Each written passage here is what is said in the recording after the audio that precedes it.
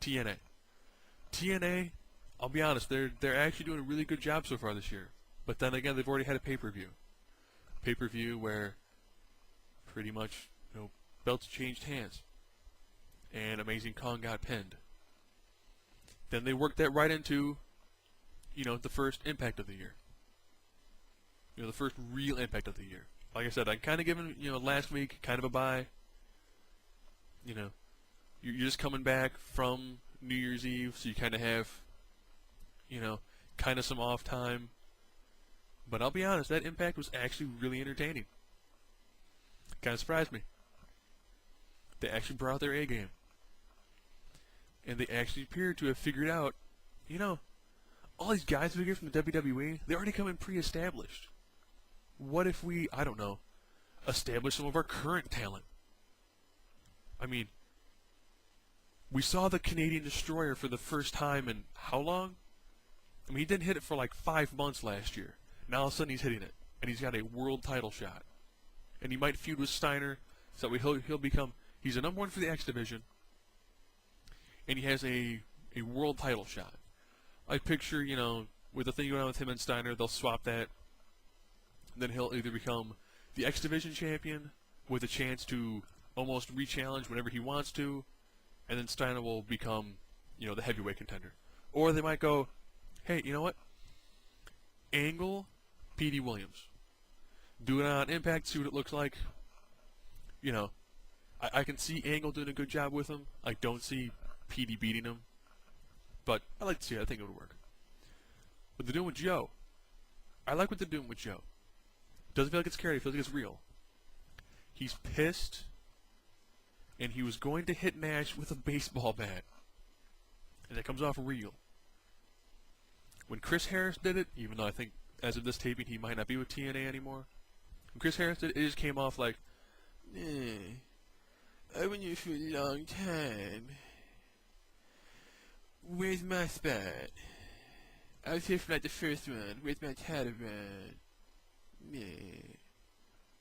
With Joe, it was more of a, I was brought in here to be your number one guy. Now here I am, and I'm not. Not even in title contention.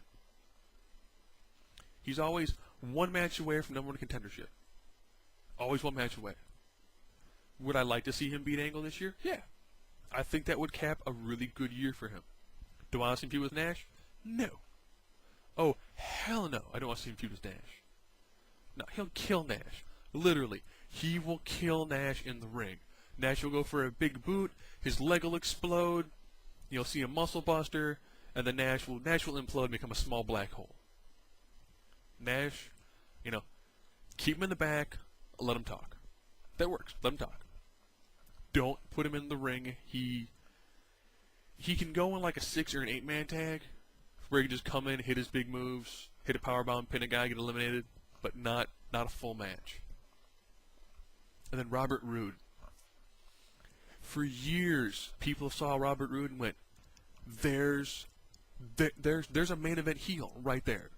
It's a main event heel. Do I like the whole I'm going to beat up a woman thing? No. No, I don't. Do I like the we're going to use that the second to a feud with Booker T and get him over using pre-established talent? That almost tells me TNA might have been actually watching some of these webcams. Take the guys who people know, use them to build up your talent. I mean, God, whoever would have thought of doing that? And, that's actually really good for TNA. And they have Shelly Martinez walking around. And I'm glad I got to hear that comment when she took off the I'm a dude outfit. And you heard him going, how did we ever think that was a guy? Yes. That's what I was saying. I'm like, have you seen what she looks like? How do you make that look like a dude? How do you make her look like a dude? That's a phenomenal makeup department. Seriously. Awesome makeup department. You did a good job. You must have put just like, here's a layer of clothing. Crap. Here's another layer of clothing. Here's a bandana, and here's a cap, and here's some glasses, and here's crap, put some overalls on, and okay, you kind of look like a dude. A dude with, some boobs. But, and I'm glad they finally, showed her off, because she's worth showing off. If they're doing a fan access, I'm half tempted to actually go to Greenville, South Carolina, just to meet her. It's an indie fan fest. If they're not, then I might not go. Even though their hardcore street fight sounds pretty good. Dudley's and anything hardcore works. But I can't end this week in wrestling without talking about one thing. Gail Kim and Kong. Triple powerbomb. Double powerbomb into a sit-down powerbomb. Yeah, that match was insane.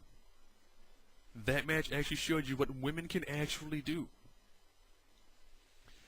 To juxtapose that, on Vince's stuff, we saw a dance-off and, like a 6-person lingerie pillow fight?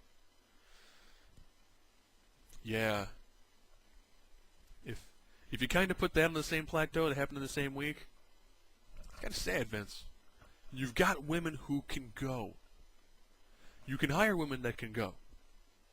But instead, you kind of just parade them all around half naked. Which is fine when it's Mickie James. I like Mickie James. She's a really good wrestler. She can get done in the ring, and she looks good at the same time. Like Victoria. Huh. Too bad Candice Michelle held the title. And we almost never got to see, a really good Victoria-Mickie James match. Huh. And we probably never will because she's on the non-female wrestling show. Where they have women who are starting to wrestle, but Vince, there's a crop of women out there that he can get who know how to wrestle if he will just let them. And I can also have to end by saying I'm actually looking forward to Global Impact next week. I think it's going to show American fans that there's more wrestling than just what we see in America. And it's going to introduce them to a lot of very good wrestlers. The Japanese do a very good job. And I'm actually looking forward to it. I think it's going to be a good, entertaining 3 hours of wrestling. And for SmackDown, I'm probably done watching SmackDown until probably Mania rolls around. I'm looking forward to ECW because they always put on a good, solid show. And I'm looking forward for Raw because I'm an H-mark. And I know he's going to have some sort of match. And hopefully he goes into the Rumble. I don't think he'll win it if he goes into it. I don't know who's going to win the Rumble. We've only got 14 names so far.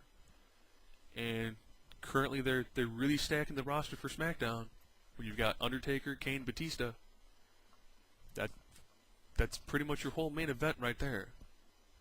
So, until we get the 30 settled out for that, then I'll probably do one discussing what I think is going to happen at the Rumble. But I already kind of did it so far this week. So, that's all I got.